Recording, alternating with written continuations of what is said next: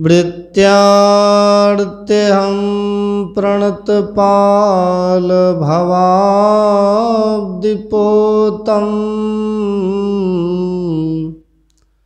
वन्दे महापुरुष ते चरणारविन्दम्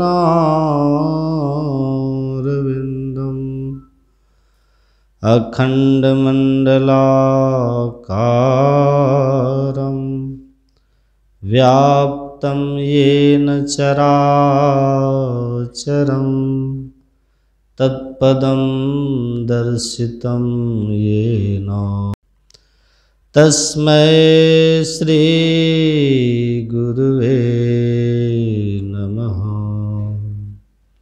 बोलिए प्रेम से श्री सद्गुरु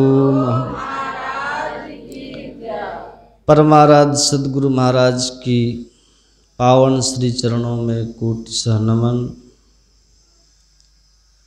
इस पवित्र स्थल में उपस्थित सत्संग प्रेमी महानुभावों, पूजनीय माताओं एवं भक्तिमती धर्मशिला बहन,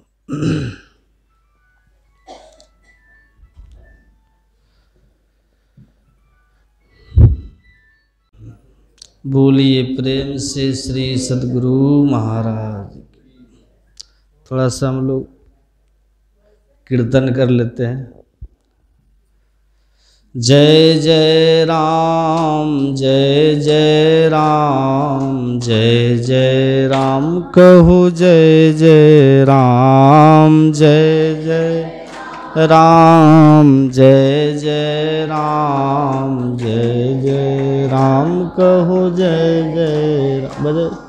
जयति जयति जय राम हो राम, राम जयति जयति।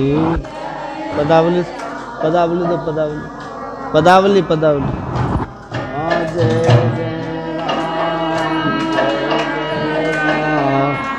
जय राम कहो जय राम, जय जय राम, जय जय राम, जय जय राम कहो जय जय राम। जयति जयति जय राम हो राम राम, जयति जयति जय राम हो राम। मेहंदी में लाली घी दो, फूल में बास समान हो राम राम, फूल बास समान हो राम राम। जय जय राम जय जय राम, जय जय राम कहो जय जय राम।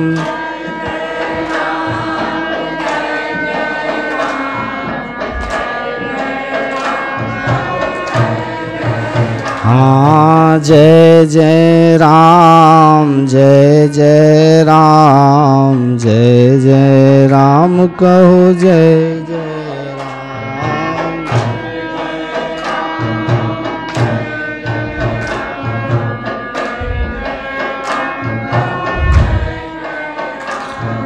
जयति जयति जय राम हो राम राम, जय जय जयति जय राम हो राम राम। बोलिए प्रेम से श्री सद्गुरु महाराज की जय। अभी हम लोग गुरु की महिमा पाठ के रूप में सुन रहे थे। बंदों गुरुपद पदुम परागा, सुरुचि सुबास सरस अनुरागा। तो सबके चरण धूल की महिमा यहाँ नहीं कहा। ऐसे जो संत महापुरुष होते हैं, जो नर के रूप में नारायण होते हैं, उनके चरणामृत की महिमा, उनके चरण धूल की महिमा है। और तुलसीदास जी कहते हैं हम ऐसे ही गुरु का वंदन करते हैं, हम ऐसे गुरु की वंदना करते हैं। ऐसे गुरु होते हैं कैसे? तो भगवान कहते हैं माता सबरी से, हे सबरी ये पूरा संसार को तू मेरे समान समझो। सातम सम मोहि मैं जग देखा, अब मोते संत अधिक करी लेखा। संत को तुम मुझसे विशेष समझो। ऐसे जो गुरु होते हैं वो ईश्वर से ही बड़े होते हैं। एक बात, संत कबीर साहब जा रहे थे तो संत कबीर साहब के सामने उनके गुरु महाराज भी आ गए। बहुत ध्यान से सुनिएगा सब। उनके गुरु महाराज भी आए और वहाँ भगवान भी प्रकट हो गए। भगवान भी खड़े हैं और उधर गुरु महाराज भी खड़े। कबीर साहब ने दोनों को देखा, भगवान को भी और गुरु को, दोनों को देखा। तो कबीर साहब के मन में होता है कि प्रणाम किनको करें। प्रणाम तो करना है दोनों को, लेकिन पहले किनको प्रणाम करेंगे? पहले तो बड़े को ना प्रणाम किया जाता है। दोनों खड़े हैं, गुरु भी खड़े हैं और उनके जो संत सदगुरु हैं गुरु रामानंद स्वामी वो भी खड़े हैं, और उधर भगवान भी खड़े हैं, गोविंद भी खड़े हैं। गोविंद भी खड़े हैं और गुरु भी खड़े हैं। तो किनको प्रणाम करेंगे? आप हम रहते तो किनको करते? आप तो कहते पहले किनको करते? भगवान को करते। हाँ, भगवान भी खड़े हो जाए और गुरु भी खड़े हो जाए तो हम किनको प्रणाम करते? लोग तो कहते हैं जब भगवान है तो भगवान को न प्रणाम करें। लेकिन देखिए प्रणाम किनको करना है, ये संत कबीर साहब की वाणी है। कबीर साहब कहते हैं गुरु गोविंद दो खड़े, दोनों खड़े। अब एक सवाल भीतर है, काके लागू पाँव, हम पहले प्रणाम किनको करें? सवाल है भीतर, क्योंकि प्रणाम पहले उनको करते हैं जो बड़े होते हैं और छोटे को बाद में करते हैं। तो दोनों में बड़े कौन है? यहाँ तो तुलसीदास जी कहते हैं नर रूप हरि, जो हरि है वही गुरु है, जो गुरु है वही ईश्वर है। शंकर भगवान ने कहा यथा गुरुस तथे वेशो यथे वेशस तथा गुरु, पूजनीयो महाभक्त्या न भेदो विद्यते नयो। जो सच्चे भक्त होते हैं, पुजारी होते हैं, वो ईश्वर और गुरु में भेद ही नहीं करते। दोनों एक ही है, दोनों में कोई अंतर नहीं है। लेकिन प्रणाम तो किसी एक को नहीं कर पहले करेंगे कि दोनों को प्रणाम एक ही बार कर लीजिएगा।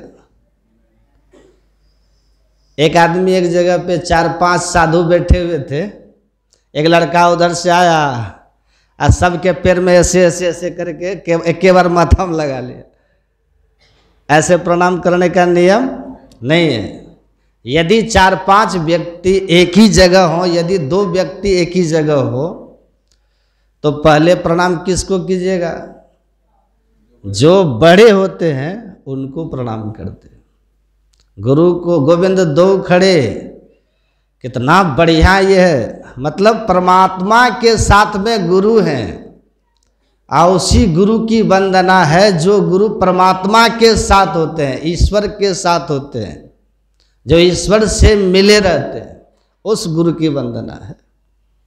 और जो गुरु ईश्वर से मिले रहते हैं, जो ईश्वर के साथ होते हैं। अब देखिए संत कबीर साहब क्या कहते हैं। कबीर साहब अब कहते हैं बलिहारी गुरु आपने। देखिए सुनिएगा, माता जी सब सोइएगा नहीं, तन रहता सत्संग में मन उड़ जाता है कभी कल, जानते ना। तुलसीदास जी से किसी ने पूछा नित प्रति दर्शन साधु के और साधुन के संग, आ तुलसी ताहि वियोगते ना लागा हरि रंग। काहे वियोगते? तुलसीदास जी से पूछा कि हम रोज सत्संग करते हैं, साधु महात्मा का दर्शन करते हैं, फिर भी सत्संग का रंग जो होना चाहिए, वो लाभ जो होना चाहिए, वो नहीं मिल रहा है, क्यों? तब तुलसीदास जी कहते हैं, मन तो रमे संसार में, तन साधुन के संग। तन को बिठा दिए सत्संग में, अब मन को बाहर घूमने भेज दिए, तो रंग चढ़ेगा? तन है बैठा हुआ लेकिन मन उड़ जाता है, तब रंग नहीं चढ़ेगा। तब तो बक्ता गया का, श्रोता गया ब। रामकृष्ण परमहंस थे कलकत्ता में, और वहाँ के काली मंदिर के जो संस्थापिका थी, काली मंदिर जिसने बनाया था, रानी रासमती। रानी रासमती ने कहा रामकृष्ण परमहंस से कि ठाकुर भजन सुनाओ। रामकृष्ण परमहंस लगे भजन सुनाने, और वो तो रानी थी, रानी राजकाज की बात, तो ये लगे भजन सुनाने, और रानी वहाँ बैठ करके राजनीति की बात सोचने लग गई। आज संत तो मन की बात जानते हैं, संत को ठग सकता है कोई? जोगी सामने धुरखेल नहीं होता। उनको कहा भजन गाओ, अब वो लगी राजनीति की बात सोचने के लिए। एक थप्पड़ उसके कनपट्टी में दिया रामकृष्ण पर, कहा तुम्हारे बाप का नौकर है हम, हमको लगा दिया भजन गाने में, तुम राजनीति की बात सोच रही है। ये एक थप्पड़ दिया कनपट्टी। और जैसे दिया थप्पड़, तो उसका जो नौकर चकर, पकड़ो इसको, पकड़ो पकड़ो, कैद करो इसको। लेकिन रानी रासमती ने कहा नहीं नहीं, मत पकड़ो इनको, इसने मेरे मन को पकड़ा है। हम सही में मन से बाहर की बात सोच रहे थे, मन से इधर उधर की बात सोच रहे थे, तब न लगी मार। तो मन तो रमे संसार में, तन साधु के संग, तुलसी आए वियोगते ना लागा हरि रंग। रंग नहीं चढ़ता है। देखिए कबीर साहब विचार करते हैं क्यों प्रणाम करना चाहिए, हम गुरु महाराज को क्यों प्रणाम करें? नहा करके गोसाई निपते ना लोग, और उसके बाद तब करते हैं ध्यान। ये नहीं, गोसाई भी नाराज हो जाएगा, घर का जो गोसाई पितर है ना, वो भी नाराज हो जाएंगे।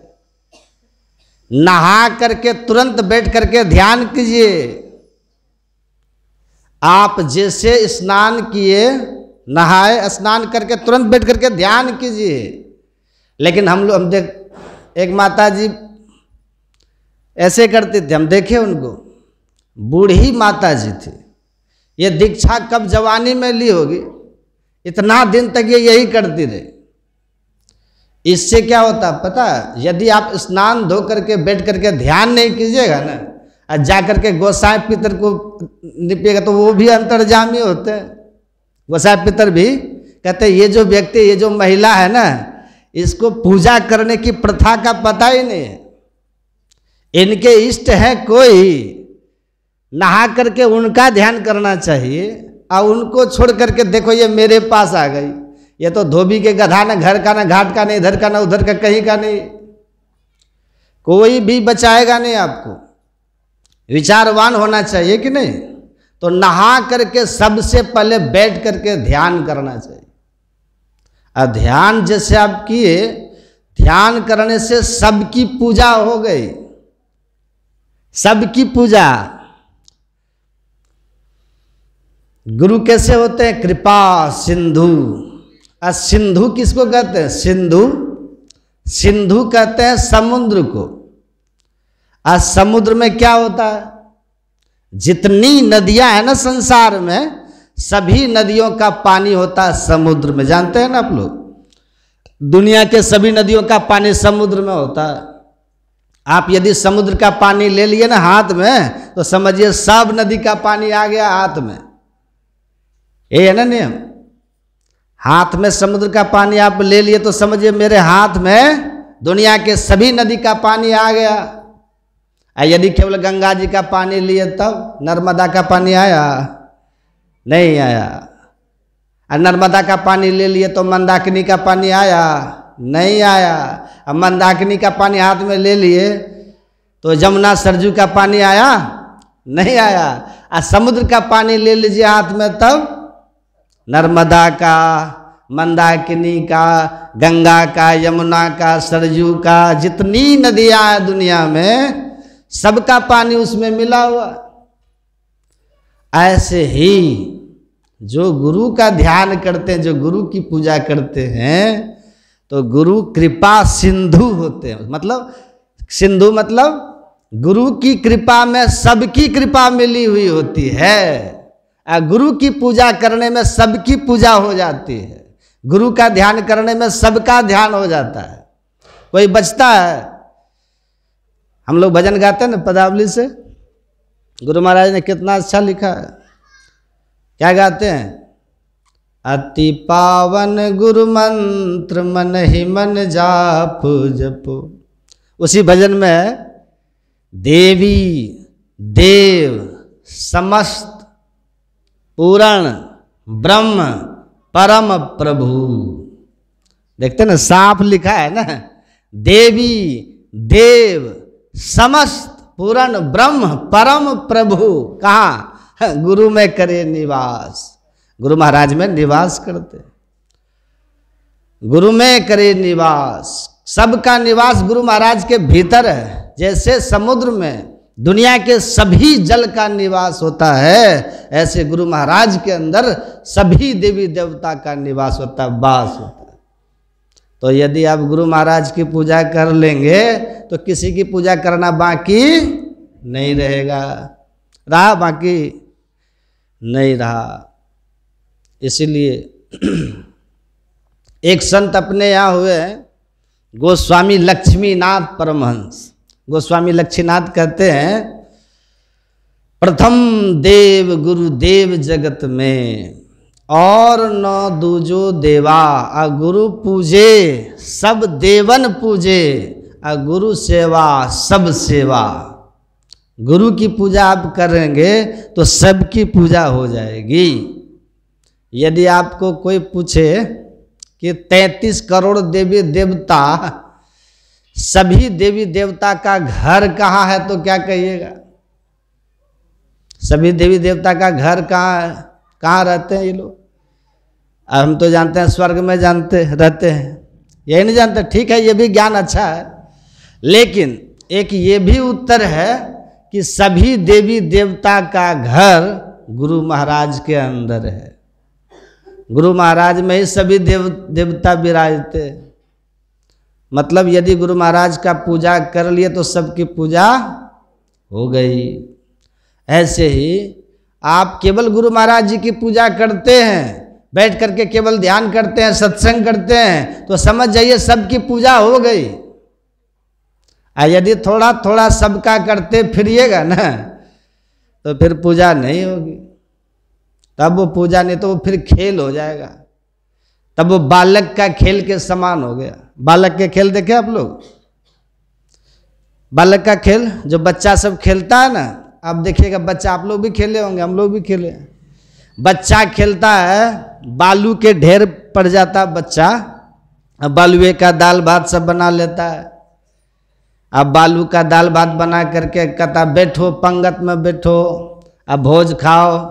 सब बच्चा बैठ जाता है, आ कहता लो पत्तल पत्तल, बालुए चला था, पत्तल पत्तल पत्तल लो, चला देता बालू। अब फिर बालुए चलाता, लो भात भात भात भात। अब फिर बालुए चलाता, लो दाल दाल दाल दाल। फिर सब्जी चलाता, लो दाल सब्जी सब्जी सब्जी। कहता है कि अब खाना मत, अभी घी बाकी है, घी पापड़ बाकी है। अब फिर कहता है लो पापड़ पापड़ पापड़, चलाता बालुए। अब फिर कहता है लो घी घी घी, चलाता बालू। फिर कहता लगे भोग कटे रोग। तो देखें कैसे खाता बच्चा लोग। उसकी माँ उधर दूर से देखती रहती, देखो बच्चा सब कैसे खेल रहा है, इसका पेट कभी भरेगा?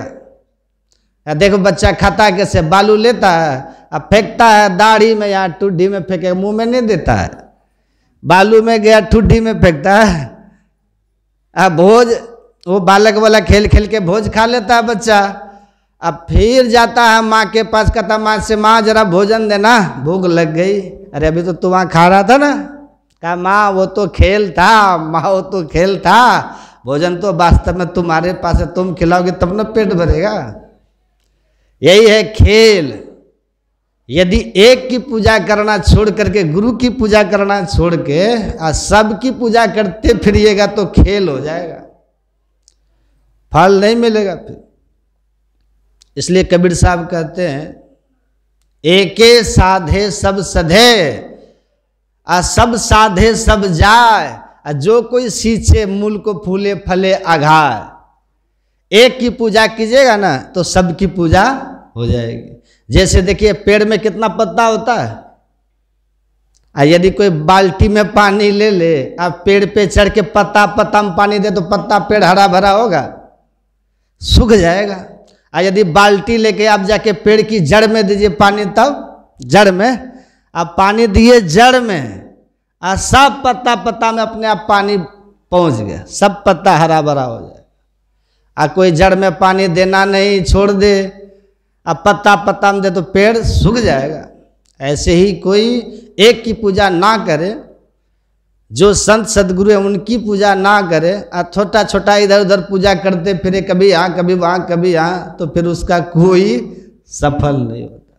इसलिए तुलसीदास जी कहते हैं गुरु कैसे होते हैं? कृपा के समुद्र होते हैं, उनमें सब देवी देवता का वास होता है, सबकी कृपा गुरु में समाई होती है। एक बात और सुनिए, अगर सरस्वती माँ की पूजा हो जाएगी ना तो विद्या तो होगी लेकिन धन नहीं होगा। यदि लक्ष्मी की कृपा हो जाएगी तो धन होगा लेकिन विद्या नहीं होगी। समझिए बात। यदि अश्वनी कुमार की कृपा हो जाएगी ना तो देह का रोग खत्म हो जाएगा लेकिन न धन होगा न विद्या होगी। ये सब है, बड़ा बड़ा विधान है।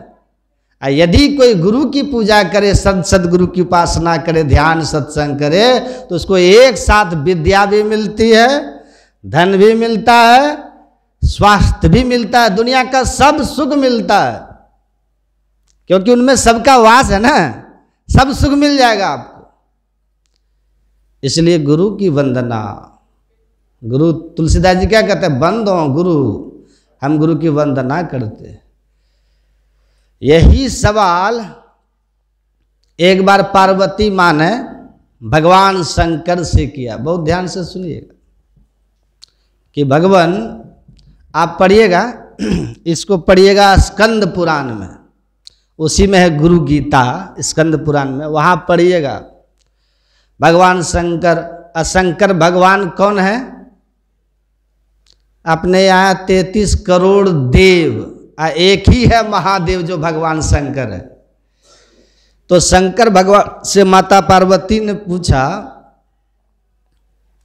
कि भगवान किनकी वंदना सबसे पहले करनी चाहिए, किनकी वंदना सबको करनी चाहिए, किनकी पूजा सबको करनी चाहिए, आप ये बताइए। कौन पूछ रहे हैं? वहां भगवान शंकर कहते देवी सबसे पहले और सबको गुरु की पूजा करनी चाहिए। बोलिए श्री। कहा क्यों? कई कारण वहां पे, कई कारण है वहां पर। उसमें 5 कारण बहुत महत्वपूर्ण है, बहुत ध्यान से सुनिएगा। 5 कारण। पहला कारण जिसमें भगवान शंकर ने कहा, पहला कारण भगवान शंकर कहते हैं पार्वती से कि देवी शिवे दुष्टे गुरुस्त्राता।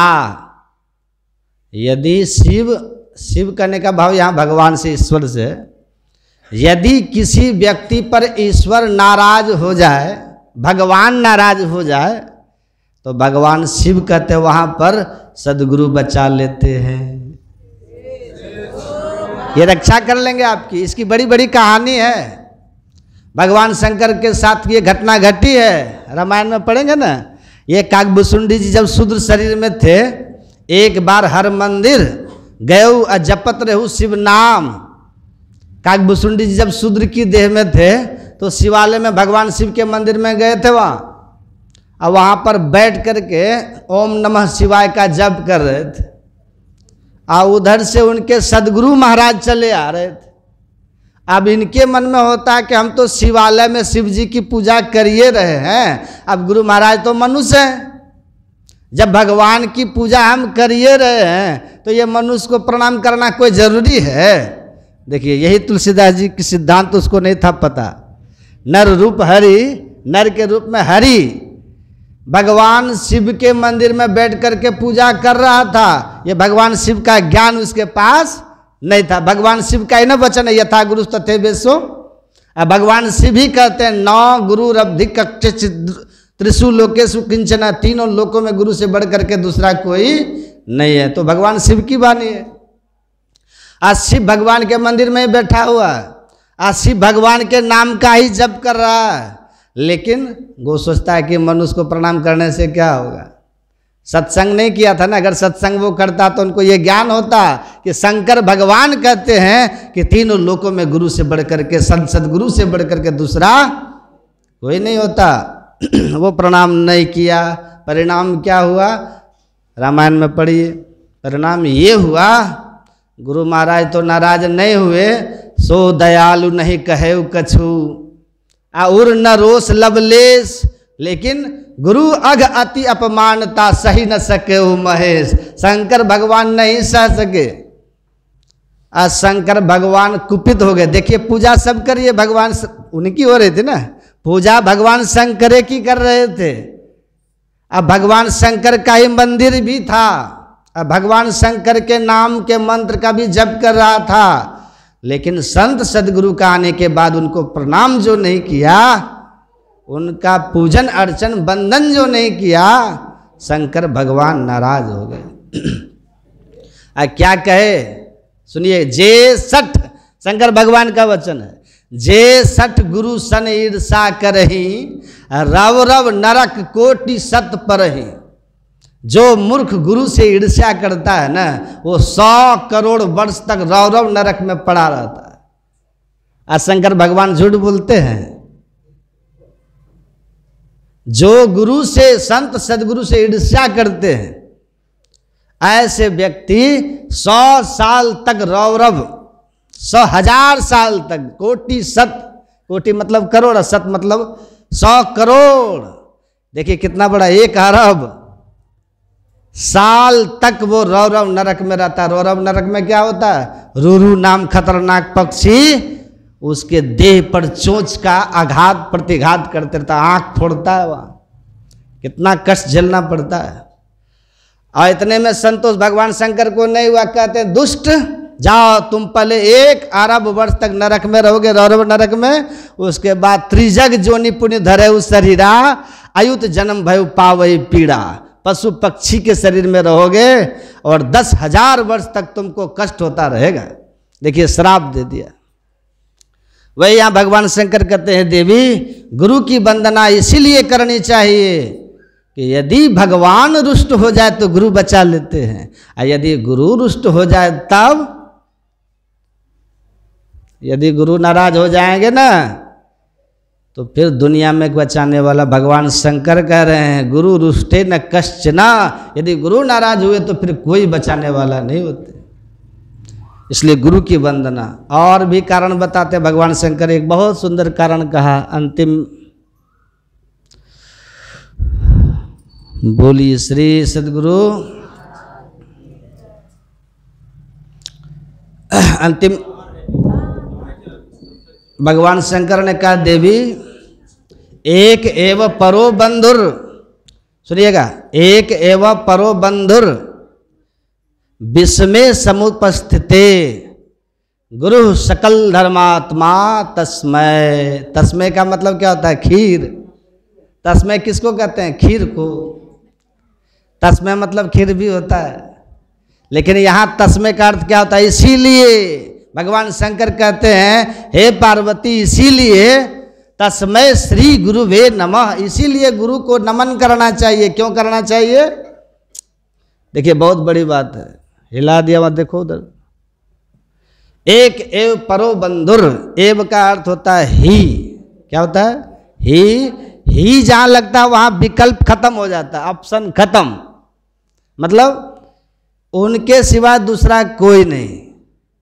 भगवान शंकर कहते हैं जब जीवन में संकट का क्षण आता है ना, जब कोई जीव में विषम परिस्थिति स्थिति आती है जीवन में, उस समय एक एवं परो बंधुर, एक ही परम बंधु होता है। कौन? अब परो का मतलब होता है श्रेष्ठ, बंधु मतलब हमारे अपने सगे, रक्षा करने वाले, दूसरा कोई नहीं होता। कौन होते हैं वो? भगवान शंकर कहते हैं संत सदगुरु। जहां सब साख छोड़ देते हैं वहां पर संत सदगुरु रक्षा करते हैं। प्रीतम जान लेहु मन माही, अपने सुख में सब जग बंध्यो, कहू काहू को नाही। सुख में आन सबे मिली बैठत रह चौदसी घेरे, अब विपत्ति पड़े सब ही संग छाड़त कोई ने आवत नेरे। घर की नारी बहुत हित जासों, रहत सदा संग लागी, जब ये हंसा तजी है काया प्रेत प्रेत कर भागी। ऐसो जग व्यवहार बन्यो है तासो नेह लगायो, अंत काल नानक बिन सदगुरु को काम ना आयो। अंतिम में संत सदगुरु के सिवा काम देने वाला कोई नहीं होता। वही भगवान शंकर कहते हैं एक एव परो बंधुर, कब? विषमे समुपस्थिते, विषम समय में वही रहते हैं जो हमारे परम बंधु होते हैं। इसलिए हमारे गुरु महाराज कहते हैं पदावली में, मातहु ते बड़ी छोह करे नित, पितहु ते अधिक भलाई है, कुल मालिक हूँ ते बड़ी कृपा धारे, गुरु सम नाही सहाय है। गुरु के समान सहायक हमारे कोई नहीं होते। भगवान शंकर कहते हैं देवी, इसीलिए गुरु की वंदना करनी चाहिए। इसको कहते हैं अनन्य भक्ति। ऐसे भक्ति जब कीजिएगा ना तो गुरु महाराज की बड़ी कृपा होगी, बहुत लाभ होगा। कोटि कोटि तीरथ करे, कोटि कोटि करी धाम, जब लग संत न सेवई सरे न एको काम। मथुरा जावे द्वारिका, बावे जा जगन्नाथ, असाधु संगत हरि भजन बिनु कछु न आवे हाथ। कुछ नहीं मिलेगा। मानव तन मिला बड़भागी हो गए आप। ईश्वर के प्रति आस्था है और आपका भाग्य बढ़ गया। और ईश्वर को भी मानते हैं और सत्संग में भी आते हैं और आपका भाग बढ़ गया। कुछ लोग ऐसे होते हैं ना, जहाँ जहाँ सत्संग वहाँ वहाँ जाओ भंडारा खाओ, है? ये सब खा खा करके कर्जा माथे पे ले रहा है लोग। भंडारा खाए अच्छी बात है, लेकिन भंडारा खा करके बैठ करके सत्संग यदि सुन लेना तो कर्ज चुक जाता है। अब भंडारा खा लिया और चल दिया।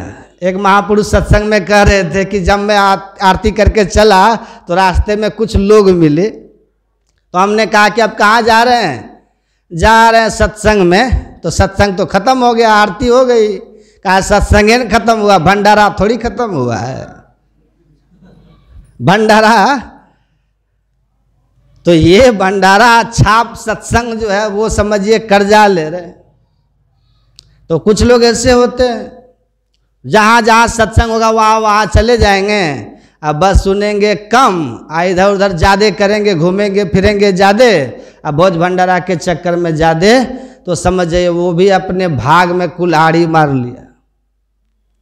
सत्संग सुने यहाँ तक भाग्यशाली मानते गए। आप पढ़िए हमारे गुरु महाराज जी क्या कहते हैं पदावली में। सत्संग में आते हैं ना, विषयों में ही मन लागे, सत्संग से हटी भागे, मौको करो सभागे। हम भाग्यशाली कब होंगे? हम सौभाग्यशाली कब होंगे? मौको करो सभागे, सत्संग में लगा दो। जिसका मन सत्संग में ठीक से लग जाए तो समझ जाइए वो बड़भागी है। बड़े भाग पाए सत्संगा, अभी नहीं प्रयास होए भव भंगा। सौभाग्य जगे जब संत मिले, वही शुभ दिन वही शुभ घड़ी। जब संत सत्संग आपको मिले तो समझ जाइए आपका सौभाग्य जग गया। लेकिन पूरा भाग नहीं हुआ, अभी आप बढ़ते चले जा रहे हैं पूरा, लेकिन अभी नहीं हुआ। पूरा कब होगा? सत्संग में आ गए, सत्संग को सुन लिए, समझ भी लिए, सत्संग को सुने, समझे, मनन किए, विचार किए, अब करना है। तो करिएगा क्या? अपने से कुछ कर लीजिएगा? आप अपने से तो रोटी भी नहीं बना पाते। किन्हीं से सीखते हैं कि नहीं रोटी बनाना? यदि बिना सीखे रोटी बनाइएगा तो रोटी बनाइएगा, भारत का नक्शा बना दीजिएगा, नहीं बना दीजिए, बनेगा कि नहीं? आप भी जो खेती करते बिना सीखे, हल जो चलाते किसानों बिना सीखे, यदि बिना सीखे आप कोई हल चलाए तो बैल को फाल लग जाता है। तो जब दुनिया का ही काम बिना सीखे नहीं कर सकता कोई, तो भी आप जो सत्संग में सुने, सत्संग में समझे, उसको आप करना चाहते हैं तो बिना सीखे समझे कर लीजिएगा? नहीं कर पाइएगा।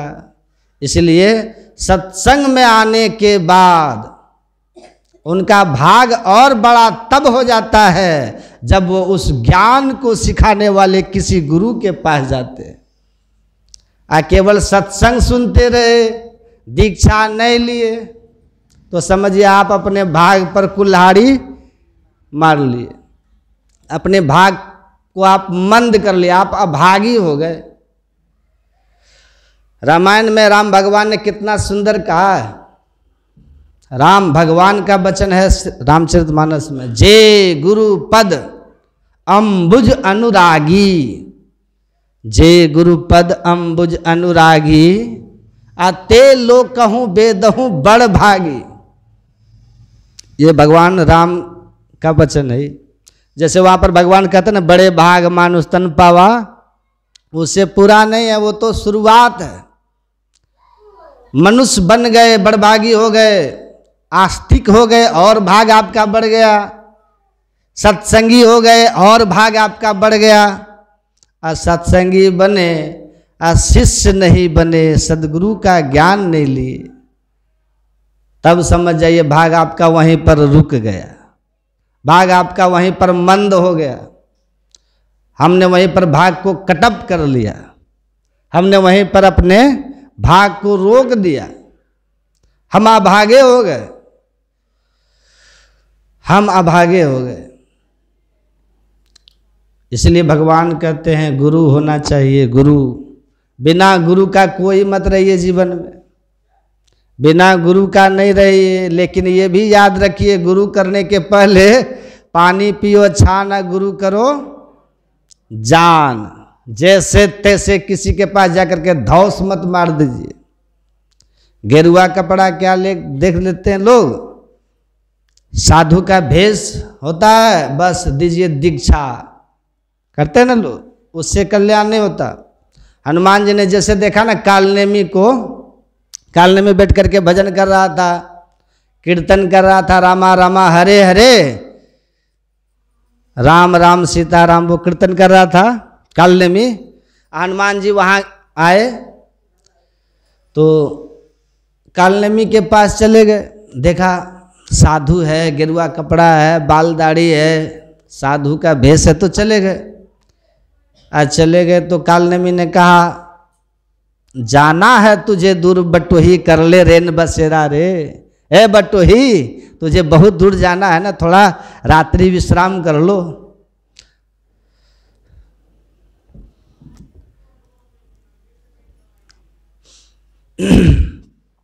कालनेमी क्या कहा, ठहर जाओ, कर लो विश्राम। जैसे हनुमान जी ने साष्टांग प्रणाम किया, कहा कि मैं समझ रहा हूँ तुम कहाँ जा रहे हो, जाना है तुझे दूर बटोही, जा रहे हो ना संजीवनी लाने के लिए, राम के भाई लक्ष्मण जी को बाण लगा है ना वहाँ, वही लाने जा रहे हो। अरे आज तो हमें सदगुरु मिल गए, आज तो हमारी मन की बात बताने वाले गुरु मिल गए। हनुमान जी सोचते हैं आज तक हमने गुरु भी नहीं किया, अब तो निगुरे हैं, आज हम इन्हीं को गुरु बना लेते हैं। कहा गुरु महाराज कृपा कीजिए। हाँ बच्चा बोलो क्या दीक्षा दे दीजिए। कहा बस देंगे दीक्षा, जाओ बगल में तालाब है ना, स्नान करके आओ, एक फूल का माला बना लेना, प्रसाद लेके दक्षिणा लेके आना। आओ तो कालनेमी था ना वो, बगल में तालाब में एक मगरमच्छ ग्राह वो छोड़ रखा था। जैसे हनुमान जी यहाँ जी आएगा, बस एक ग्रह उसको खा जाएगा, और यदि बचेगा तो हम उसका सफाया कर देंगे, हम खत्म कर देंगे। राक्षस था ना वो काल ने, और साधु बन करके देखिए बैठा हुआ था। इसलिए सोच समझ करके पानी पियो, छाना गुरु करो जान। जो गुरु केवल आपके धन से मतलब रखे और ज्ञान से मतलब नहीं रखे तो समझ जाइए वहाँ कमी है। हरई शिष्य धन शोक ना हरई, सो गुरु घोर नरक मह पड़ई। वो गुरु को भी नरक हो जाता है। गुरुआई करना कोई सहज बात नहीं, बहुत बड़ी जिम्मेदारी है। गुरु सब नहीं हो सकते। लोभी गुरु और लालची चेला दोनों नरक में ठेलम ठेला, दोनों जाएगा नरक। पान दिया, फूल दिया और दिया पैसा, और 3 फूक फूक दिया बेल हो की भैंसा। हनुमान जी गए नहाने के लिए, वो तो गदगद है कि आज हमें सदगुरु मिल गए, बड़ी भाग हमारा, भाग्यशाली हम हो गए। आज जैसे वहाँ तालाब में डुबकी लगाए, उधर से आके मकड़ी पीछे से पीठ पर वार कर दिया, प्रहार करती है। मकड़ी मतलब मगरमच्छ, वही घड़ियाल ग्राह। जैसे उसको ऐसे मुंह मारा तो देखा क्या है पीछे, देखा विशाल ग्राह, मादा थी वो ग्राह मगरमच्छ। अब तो हनुमान जी है ना, जैसे देखा कि मगरमच्छ है, बस उसके दोनों जबड़ा को पकड़ा। अब बांस कैसे चिरते हैं, बांस चिरे हैं कभी? जैसे हम लोग बांस चिरते हैं ना, ऐसे उसके जबड़ा को पकड़े, अब बीचों बीच चीर करके फेंक दिए।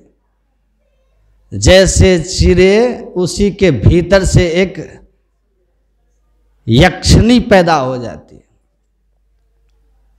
अब वो यक्षिणी कहती है, हनुमान जी आपने मेरा उद्धार कर दिया, हम तो कहाँ ग्राह थे, आपने कृपा करके मेरा उद्धार कर दिया। आपने, मैं यक्षिणी में किसी ऋषि के श्राप से बन गई थी, लेकिन महाराज आप जिसको गुरु बनाने जा रहे हैं ना, वो गुरु महाराज नहीं है, तब वो राक्षस है, और यहाँ उसी ने मुझे रख रखा था आपको मारने के लिए, लेकिन मेरा आपने कल्याण कर दिया, आप सावधान हो जाइए हनुमान जी।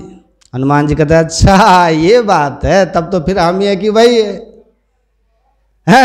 हनुमान जी गए, कहा गुरु महाराज पहले दक्षिणा ही ले लीजिए, दीक्षा हम बाद में लेंगे। काल नमी कहता अरे वाह क्या आज्ञाकारी शिष्य, दानी शिष्य हमको मिला, कहा दे दो तब दक्षिणा पहले। हनुमान जी बढ़ाए अपनी पूंछ, अब पूंछ बढ़ा करके ऐसे लपेटना शुरू किए। अरे ये क्या कर रहे हो, दक्षिणा दे रहा हूँ, अब आराम से बैठे न रहिए, यही तरीका है मेरा दक्षिणा देने का। पूंछ को बढ़ाए, 4-5 फेरा पूंछ को लपेट करके और कस दी है उसको, और कस करके उठा के सब पटकन दिए कि एक ही पटकन में राम नाम शब्द हो गया। इसीलिए कहते हैं गुरु करो जान, आप पानी पियो छान। गुरु नाम है ज्ञान का, शिष्य सीख ले सोए, अज्ञान मर जात जाने बिना गुरु अरु शिष्य न, ज्ञान ही गुरु होते हैं। ठीक से समझिए, अगर गुरु के पास ज्ञान नहीं है तो ऐसे गुरु को छोड़ देना चाहिए, ऐसे गुरु से दूर हो जाना चाहिए। आप कहिएगा बाबा कौन सा ज्ञान होना चाहिए गुरु के पास, कौन सा ज्ञान गुरु हमको बताए कि हम समझें कि अच्छे पूर्ण गुरु हैं, कैसे हम समझें? अब पढ़िएगा, एक संत अपने यहाँ हुए तुलसी साहब, तुलसी साहब की वाणी है, मुर्शिदे कामिल से मिल, सिद्क और सबूर से तकी, जो तुझे देगा फहम सहरक को पाने के लिए। मुर्शिद का मतलब क्या होता है? गुरु। और कामिल का अर्थ होता है पक्का। तो जो पक्का गुरु होंगे ना, वो क्या बताएंगे आपको? अरे एक मंत्र का जब तो कोई भी बता देगा आपको, राम राम करो कोई कह सकता है। वो पिंजड़ा में था ना एक तोता, एक बाबा जी चले जा रहे थे और कह रहे थे राम राम जपे भवसागर तरे, राम राम करे तो भवसागर तरे। और उधर से एक तोता कह रहा था राम राम करे लोह पिंजड़ परे। राम राम करे लोह पिंजर परे। तो साधु ने कहा तोता क्या बोलता है? कहा क्या बोल रहे, हम भी तो सही बोल रहे हैं। कहा क्या? कहा मेरा अनुभव है, देखिए हम रात दिन राम राम करते हैं, लोहा के पिंजरा में पड़े हुए हैं। आप तो कहीं पर सुन लिए होइएगा, आप तब कर रहे हैं राम राम करे तो भवसागर तरे, लेकिन मेरा अनुभव देखिए, हम रात दिन राम राम करते हैं लो पिंजर में पड़े हुए। तो ऐसा कहिए ना बाबा, राम राम करे लो पिंजर पड़े, ऐसा कहिए। तब साधु ने कहा अरे जुक्ति जाने तो सहजे तरे, राम राम करते तो हो पर कहने की युक्ति है तुम्हारे पास तो नहीं है, तो कहने से क्या होगा? राम राम करे भवसागर तरे, कब? जुक्ति जाने तो सहज ही तरे, जब जुक्ति जानोगे तब तरोगे। तो कहा कि बाबा तो बता दीजिए हमको भी जुक्ति, तो करोगे? हाँ हाँ करेंगे। तो बाबा ने उसको राम राम करने की युक्ति बता दिया। राम राम करने के लिए युक्ति भी होती है, मंत्र जपने की भी एक युक्ति है, मंत्र जपने की भी विधा है। हम कैसे मंत्र को जपें उसकी युक्ति होती है। यानी कि कपड़ा ओढ़ा दिए और कान में फुसफुसा दिए, कान फूक दिए, पान दिया, फूल दिया और दिया पैसा, 3 फूक फूक दिया बेलो की भैंसा, उससे नहीं, मंत्र बताते। और मंत्र में क्या जपना है, कैसे जपना है, वो गुरु बताते। लेकिन ऐसा कोई अगर बताए तब समझ जाइए वो सच्चा गुरु है। ऐसे तो कोई भी बता देगा, जो मंत्र जपने की विधि ये भी बता दे। आज सबसे बड़ी बात क्या है, सच्चे गुरु की पहचान क्या है? सुनिएगा, अभी देखते हैं अपने देश में देखिए, अभी कोई हनुमान जी का नाम ले रहा है, नहीं ले रहा है, वो वर्ण फेमस हो गया, वर्ल्ड फेमस। कोई राधा राधा कर रहा, वो भी वर्ल्ड फेमस हो गया है। इतने नहीं, सबके सब विश्व प्रसिद्ध हो रहा है, इतने में दुनिया टूट पड़ रही है। लेकिन वेद वेदांत के ज्ञान से हीन लोग, संत मत के संतवानियों से अनभिज्ञ लोग समझते ही नहीं है। हाँ, यदि किसी का मंत्र सिद्ध है तो ठीक, अच्छी बात है, पर साधना वहां से आरंभ होती है। ठीक है, पक्के गुरु की पहचान क्या है? मुर्शिदे कामिल से मिल, सिद्क और सबूरी से तकी, जो तुझे देगा फहम सहरग को पाने के लिए। जो आपके देह में बता दे कि सहरग किधर है, सहरग कहाँ है, ये भेद जो बता दे वही होते हैं सच्चे गुरु। सहरग किधर है? आप कहिएगा कि बाबा सहरग को जान करके क्या होगा? सहरग को जान करके होगा क्या?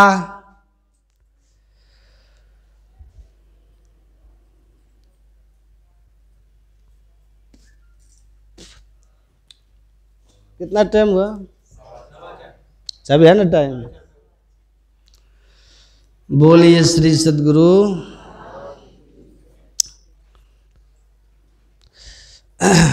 सत्संग में बैठिए पांठी मार के, हमको देखते हैं प्लेट लगा हुआ, फिर भी हम बैठे तक कष्टा करके पैर में। हाँ हाँ, तब फिर भी हम बैठे हैं ना, पांठी मार के बैठे सब। सहरग को जानना क्यों जरूरी है? कारण क्या है? क्यों भटकता फिर रहा तू ऐ तलाशे यार में, रास्ता सहरग में है दिलबर पे जाने के लिए। उसी सहरग से ईश्वर के पास रास्ता गया हुआ है। तो जो सहरग का पता बता दे वही है गुरु, वही है सच्चे गुरु। ऐसे गुरु के पास जाकर के दीक्षा लीजिए तो आपका भाग और बड़ा हो जाएगा, और आप बड़भागी हो जाएंगे। तेल लो कहूँ बेदहु बड़भागी, अजय गुरु पद अम्बुज अनुरागी।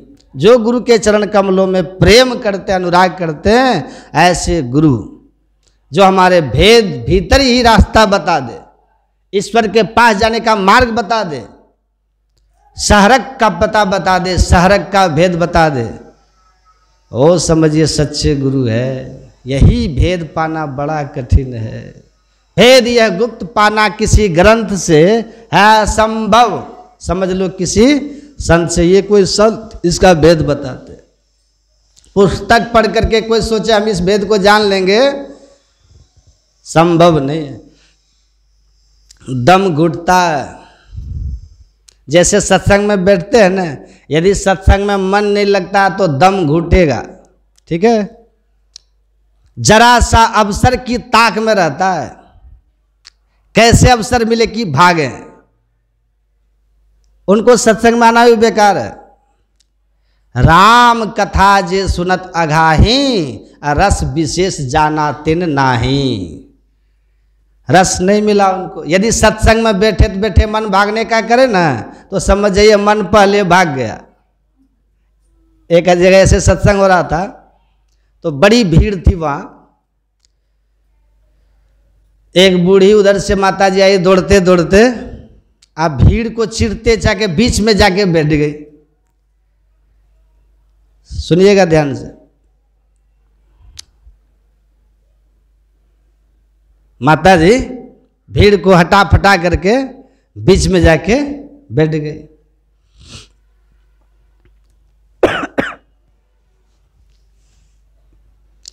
बोलिए श्री सद्गुरु। एक बूढ़ी माता जी आई, बीच में आकर के बैठ गई। अब बैठी और सुनने लगी सत्संग। अब बाबा बोल रहे हैं। वो बूढ़ी माता जी थोड़ी देर तक सुनी, आ सुनते सुनते रोने लग गई। आंख से भट भट आंसू गिरे। बाबा ने जैसे बूढ़ी माता, ओह ये माता जी धन्यवाद के पात्र हैं, असली एक श्रोता हमको मिल गई।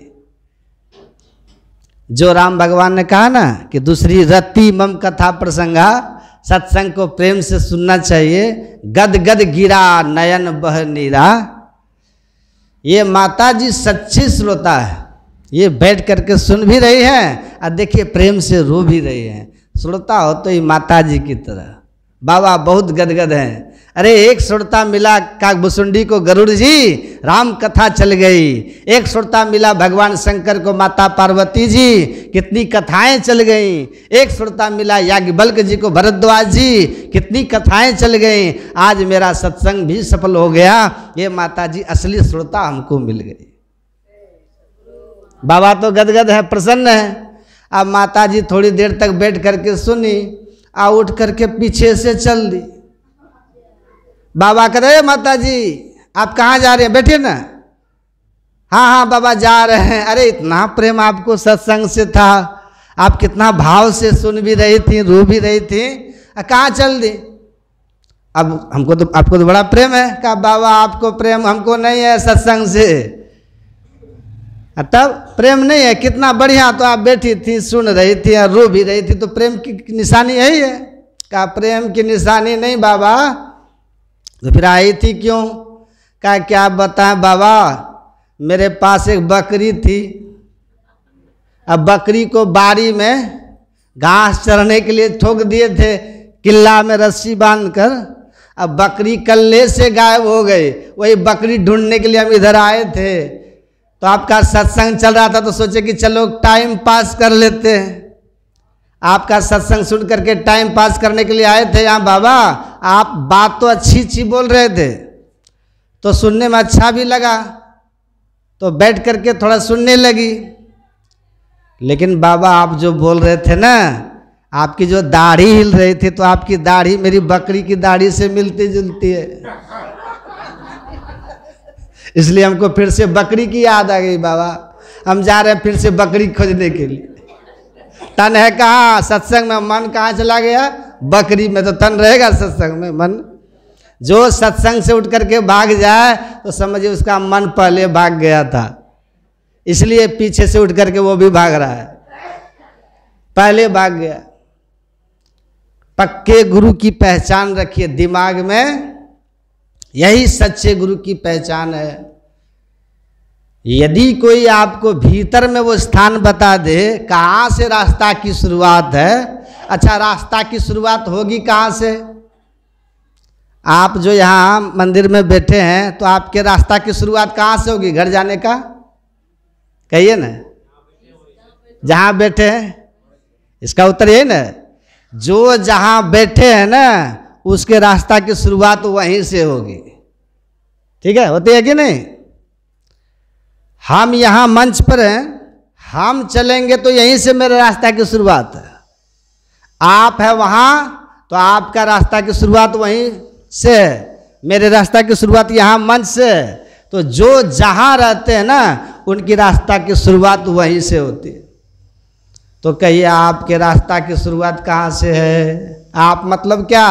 आप जो जीवात्मा हैं, इस देह के भीतर जो रहने वाले आप आत्मा है, जीवात्मा है। जीवात्मा को ही परमात्मा का दर्शन होता है। जीवात्मा ही ईश्वर को देखते हैं, जीवात्मा ही ईश्वर को पाते हैं। इस आंख से कोई ईश्वर को देख नहीं सकता। इस आंख से जो दिखाई देती उसको माया कहते हैं। गो गोचर जहाँ लगे मन जाई, सो सब माया जाने हो भाई, सब माया। आप कहाँ रहते हैं? आप हैं तो शरीर के भीतर में, लेकिन शरीर आपका 3.5 हाथ का है ना। यहाँ से नाप करके देखिए, यहाँ तक सबका शरीर अपने हाथ से 3.5 हाथ का है। तो 3.5 हाथ के शरीर में आप कहाँ किधर रहते हैं? तलवा में रहते हैं कि पंजा में रहते हैं कि घुट्ठी में रहते हैं कि घुटना में रहते हैं कि कमर में कि पेट में कि पीठ में कि गला में कि माथा में? कहाँ रहते हैं आप? इस बात को जो बता दे वही गुरु होते हैं। कबीर साहब से पूछा किसी ने, इस तन में मन कहाँ बसत है? जहाँ मन वहाँ हम, वहाँ जहाँ जीव वहीं मन रहता है। मन के साथ में मन और जीव दोनों साथ ही रहता है। जैसे दूध के साथ में घी रहता है ना, ऐसे ही मन के साथ में चेतन रहता है। तो कबीर साहब से पूछा किसी ने, इस तन में मन कहाँ बसत है? मन मतलब जीव, निकस जाए के ही ठौर। तब कबीर साहब ने कहा, गुरु गम है तो परख ले, नातर कर गुरु और। यदि तुम्हारे गुरु इस बात को जानते हैं तो उसे जान लीजिए, उसे पूछ करके जानिए, समझिए। यदि गुरु इस बात को नहीं जानते हैं तब कबीर साहब कहते हैं गुरु को ही छोड़ दीजिए। तब गुरु को ही, उस गुरु को ही छोड़िए। वाको छोड़ो पाप कटा। ऐसे गुरु को छोड़ने से आपका पाप कटेगा।